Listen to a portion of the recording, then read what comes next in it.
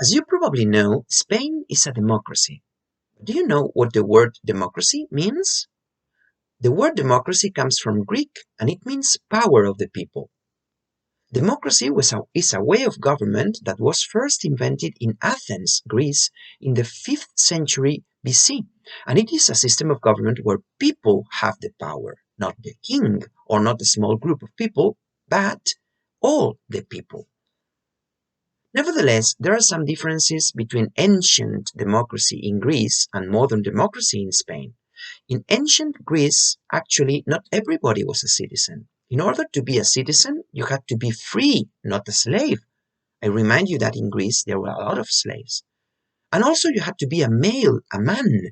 Women were excluded from democracy, they couldn't participate. And also you had to be born in Athens, so foreign people who lived there couldn't vote either. So really, it was a restricted democracy. Modern democracy in Spain is different because all citizens who are over 18 can participate in politics and vote. What makes a real democracy?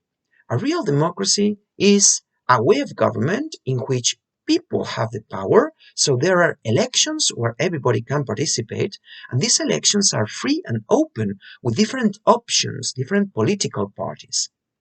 Also, in a real democracy, there is a division of powers. This means that the three branches of the state are separated. The different kinds of power are exercised by different people in order to prevent abuse. In the past, this didn't happen. When the king had the power, he had the absolute power. He could abuse of his power and nobody could stop him. What we do today is that we separate the three powers of the state. So if one of them tries to abuse, the others can stop this abuse. These three powers are called the legislative, the executive, and the judiciary. The executive branch is in charge of applying the law, of enforcing the law, and the executive power is exercised by the government. The legislative power is in charge of making the law, of passing the laws in the parliament. And the judiciary power is in charge of punishing people who break the law and is exercised by judges and tribunals. So we have seen that in a democracy, the people have the power and can vote, and there is also division of powers. There is also an important characteristic of a democracy, which is the rule of law. In a country, we say that the rule of law is respected when the law tells you what to do. Have a look at that and think about it carefully. Who tells you what to do in Spain? It is not the president of the government. It is not the king. It is the law that tells the citizens what can be done and what cannot be done. So we live in a state where the rule of law is respected. The rule of law also means that the law is the same for everybody, and there are no exceptions depending on your race or how much money you have.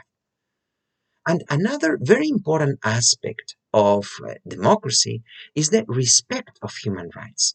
A real democracy is a country where rights are respected, particularly the right to free expression, free thought, and participation in voting.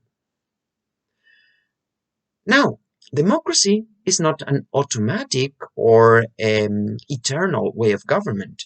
It hasn't always existed, and it is fragile, so we must take care of it, and we must all contribute defending democracy because it can have many problems that can destroy it. Think about some of the problems that democracy can have. For example, one big problem of democracy is the tyranny of majorities. Imagine that in a certain country, the vast amount of the population belong to a majority. But there are also people who belong to a small minority. What would happen if the majority passed laws that discriminated minorities? Maybe they can win a vote by majority if people decide. But this wouldn't be fair. So in a real democracy, the majorities must take into account the rights of the minorities and avoid exercising tyranny because they have the majority of the votes. This is closely linked with another problem of democracy, which is demagogy. Demagogy happens when people vote thinking about their own personal interests and not the general interests of everybody. So we are practicing demagogy when we are selfish in a democracy. If a political party, for example, is trying to defend your personal interests, regardless of all the rest of the people, they are a demagogic political party. Another big problem of democracy is the lack of interest of some people in participation.